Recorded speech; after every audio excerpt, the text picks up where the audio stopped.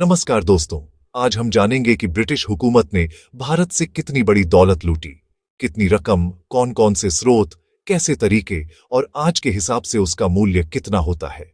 आइए शुरुआत करते हैं वास्तविक प्रमाणों, रिसर्च और स्पष्ट तथ्यों के साथ।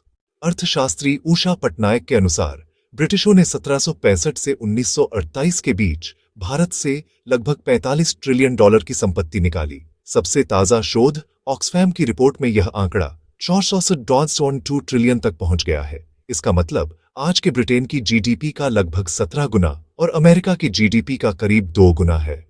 ब्रिटिश अमीरों में सबसे अमीर 10% लोगों ने इस लूटे हुए धन का आधा हिस्सा लगभग 32 ट्रिलियन अपने पास रख लिया।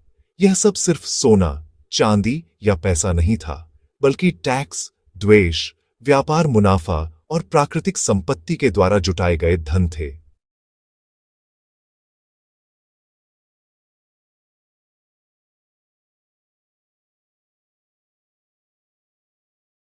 2. लूट के तरीके, डिवाइड एंड रूल, झूठे वादे और tax. British east India company और बाद में ब्रिटिश सरकार ने कई जटिल रणनीति अपनाई।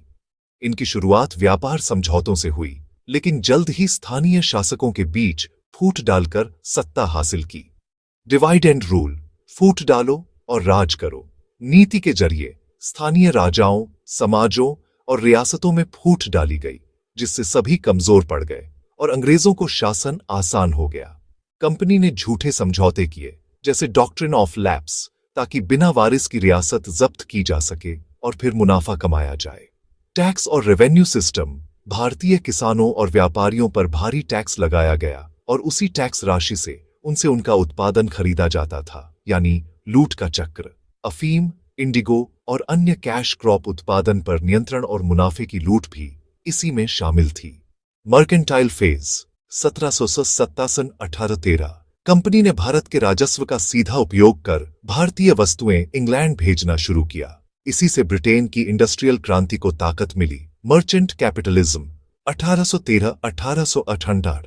इंग्लैंड के बने हुए वस्त्र भारत में आयात होने लगे, जिससे भारतीय शिल्पकार और उद्योगों का विनाश हुआ। फाइनेंशियल कैपिटलिज्म 1858 से 1947। ब्रिटिश सरकार ने बैंकों और व्यापार कंपनियों के माध्यम से सभी आर्थिक नियंत्रण अपने हाथ में ले लिया, जिससे शोषण और तेज हुआ। ईस्ट इंडिया कंपनी के पास खुद की सेना थी, जिसमें 1800 तक लगभग 2 लाख सैनिक थे, ब्रिटिश सेना से 2 गुना।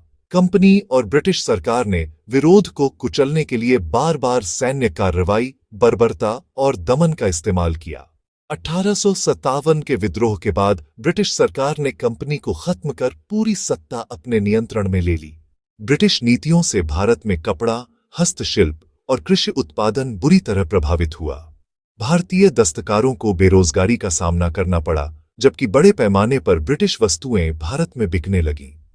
पारंपरिक उद्योग खत्म हुए, लाखों लोग गरीबी में चले गए। औपनिवेशिक नीतियों से पूरे भारत का औद्योगिक आधार बिखर गया। गरीब किसानों को अफीम, इंडिगो जैसी नकदी फसलें मजबूरी में उगानी पड़ी, जिससे उनका अपना खानपान और समाज संकट में आ गया। प्रमाण, दस्तावेज और ऐतिहासिक आवाजें, ब्रिटिश अधिकारी और नेताओं की चिट्ठियां, सरकारी दस्तावेज और अर्थशास्त्रियों की रिसर्च इस लूट के पक्के प्रमाण हैं। आधुनिक हिसाब से यह राशि क्रेजी है। इस रकम से दुनिया के कई देश खड़े किए जा सकते हैं। भारत का औद्योगिक उत्पादन 1765 में दुनिया का 25% था, जो औपनिवेशिक शासन के अंत तक सिर्फ 2% रह गया। निष्कर्ष और आज के संदर्भ, ब्रिटिश हुकूमत ने भारत से 45 से 65 ट्रिलियन डॉलर तक की दौलत निकाली। सोना, चांदी, टैक्स, अफीम, कपड़ा और हुनर सब लूटा गया। मात्र धन ही नहीं, भारत का सामाजिक, औद्योगिक और राजनीतिक ढांचा भी बर्बाद हुआ। आज भी इसका असर भारत की अर्थव्यवस्था और समाज में देखा जा सकता है।